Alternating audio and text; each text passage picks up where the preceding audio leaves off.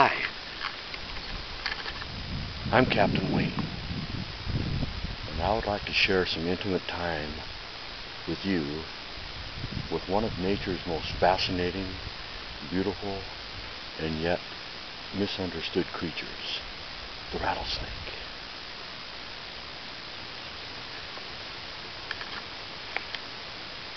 This creature is an absolute marvel of natural engineering.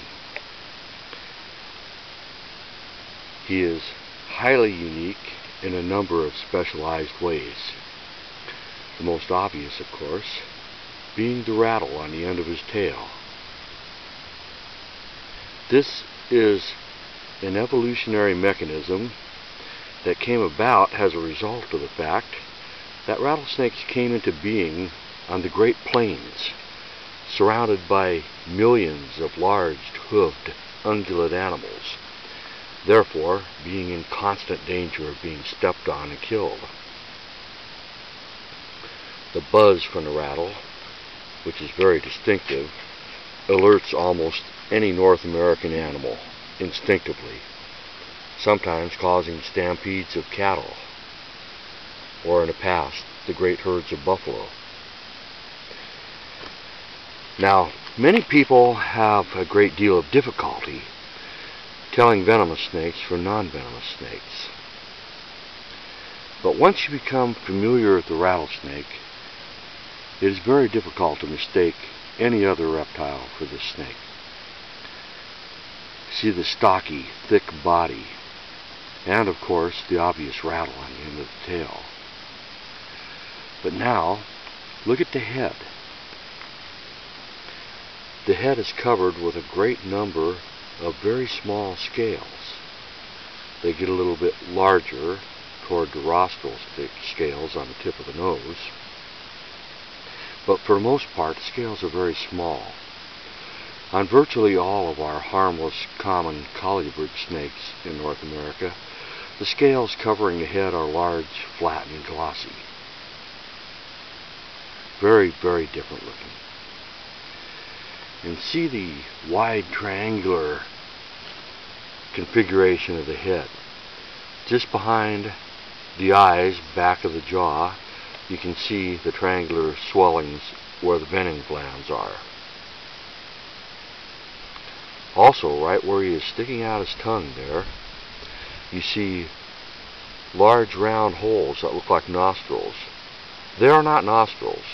The real nostrils are much smaller and harder to see just above those openings. What you are looking at are heat-sensing pits. These are organs that sense heat from the warm-blooded prey that the rattlesnakes prefer.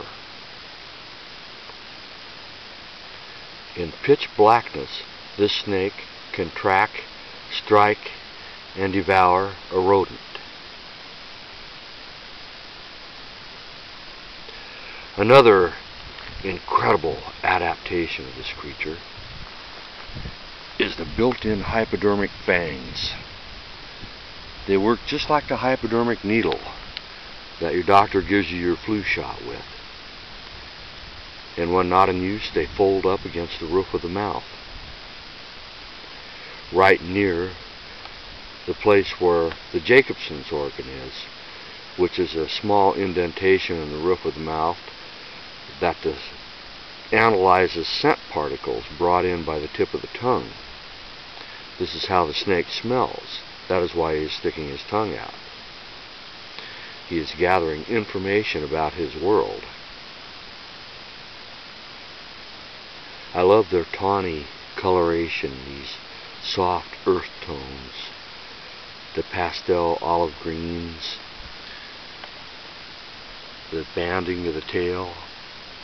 When it's stretched out across the road from a distance, that banding of the tail tends to make the entire reptile look sort of zebra-striped, giving him a very unique appearance from a distance. I say, they're very difficult to mistake for any other snake or vice versa. He's wondering what I'm up to here. He doesn't know that my intentions are are non-harmful, and he is prepared to strike me. These animals demand a great deal of respect. They are highly venomous and have been known to kill. Most bites are not fatal by any means or even close, but every once in a while somebody does get unlucky. Rattlesnakes do not look for trouble. You know, you've heard all the anecdotal stories told by people that say, oh, those things see you and they'll chase you down and try to bite you. No, that is complete and total bunk. Rattlers never come toward you with the intent of attacking, unless perhaps you have them cornered and there's no place for them to go.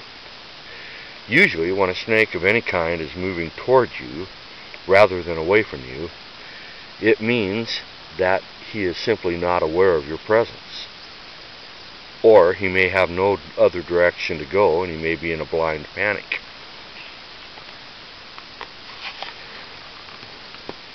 But if you take time to forget the fact, well, while keeping your distance, to forget the fact that he is a venomous, dangerous animal, you can also admire the beauty of this reptile, this wonder of evolutionary development.